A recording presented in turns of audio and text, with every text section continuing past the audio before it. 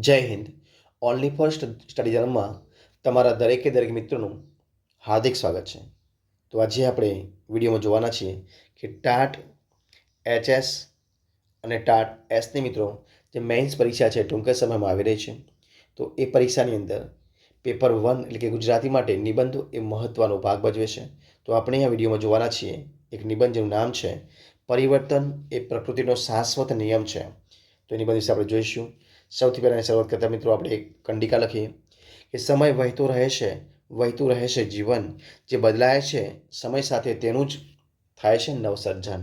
આવું લખી અને આપણે નિબંધની શરૂઆત કરી શકીએ છીએ. તો સૌથી પહેલાં આપણે જોઈએ એની પ્રસ્તાવના. જો પ્રસ્તાવના શું છે તો પ્રસ્તાવના છે કે આ સમગ્ર સૃષ્ટિમાં કોઈ પણ વસ્તુ કાયમ માટે એકસરખી રહેતી નથી.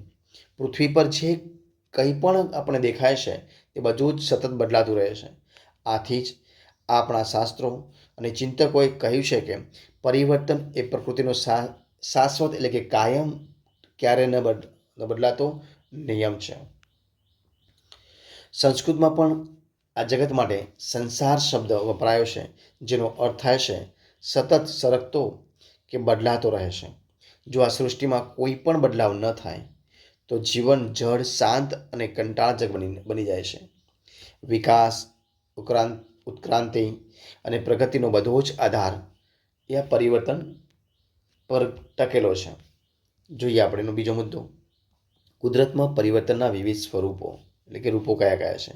તો આપણે આપણી આસપાસ નજર કરીએ તો કુદરત ક્ષણે ક્ષણે પોતાનું રૂપ બદલતી જોવા મળે છે. કેવી રીતે? તો જોઈએ આપણે કે ઋતુચક્રનું ભ્રમણ, શિયાળો હોય, ઉનાળો અને ચોમાસું એક પછી એક ક્રમબદ્ધ આવ્યા કરે છે. કોઈ એક ઋતુ કાયમ માટે રોકાતી નથી. જો આખું વર્ષ માત્ર ઉનાળો જ રહે તો પૃથ્વી પર જીવવું અશક્ય બની જાય. દિવસ અને રાતનું ચક્ર. સૂર્યોદય પછી સુંદર સવાર થાય છે, બપોરનો તડકો આવે છે, સાંજ પડે છે અને ગાઢી રાત પણ થાય છે. અંધારા પછી અજવાળું અને અજવાળા પછી અંધારું. આવું એ કુદરતની સુંદર વ્યવસ્થા છે. એ જ પ્રમાણે હવે જોઈએ આપણે વનસ્પતિ સૃષ્ટિ વિશે.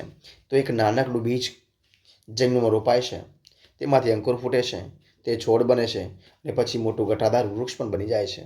તેના પર નવા પાન, ફૂલ, ફળ આવે છે. પાનખર ઋતુમાં તેના જૂના પાંદડા ખરી પડે છે જેથી વસંતમાં નવા પાનો આવી શકે છે. ત્યારબાદ જોઈએ આપણે ત્રીજો મુદ્દો, માનવ જીવન અને ઇતિહાસમાં પરિવર્તન. તો કુદરતની જેમ મનુષ્યનું વ્યક્તિગત જીવન અને માનવ ઇતિહાસ પણ સતત બદલાતો રહ્યો છે. એ જ પ્રમાણે આપણે એમાં મુદ્દા જોઈએ. કયા કયા મુદ્દા છે? તો પહેલું જોઈએ આપણે શારીરિક અને માનસિક બદલાવ. તો સૌથી પહેલાં જોઈએ આપણે કે માણસ જન્મે ત્યારે એક નાનું અસહાય બાળક હોય છે. ધીમે ધીમે તે કિશોરાવસ્થા, યુવાવસ્થા અને અંતે વૃદ્ધાવસ્થા તરફ આગળ વધે છે. તેની સાથે તેના વિચારોમાં પણ પરિપક્વતા આવે છે. ત્યારબાદ સુખ અને દુઃખની સ્થિતિ. તો મનુષ્યના જીવનમાં સુખ અને દુઃખની સ્થિતિ પણ કાયમ નથી હોતી. તે ચક્રની જેમ ફરતી રહે છે. જેમ રાત પછી દિવસ આવે છે તેમ મુશ્કેલ દિવસો પછી સુખના દિવસો ચોક્કસ આવે છે. એટલા માટે આપણે કહી શકીએ કે સુખ દુઃખ તો છે જીવનના બે કિનારા. બદલાતો રહે છે સમય, બદલાતા રહે છે નજારા. ત્યારબાદ મિત્રો આપણે આગળ ચોથો મુદ્દો જોઈ શકીએ કે સમય સાથે બદલવાની જરૂરિયાત એક આધુનિક યુગ છે. તો ઇતિહાસ સાક્ષી છે કે જે વ્યક્તિ સમાજ કે દેશે સમયની સાથે પોતાની જાતને બદલી નથી તેઓ સમયના પ્રવાહમાં ફેંકાઈ કે પાછળ રહી ગયા છે. જોઈએ આપણે કેવી રીતે? તો કે ટેકનોલોજી અને વિજ્ઞાન વિશે ચર્ચા કરીએ. એક જમાનો હતો જ્યારે લોકો પત્રો લખતા.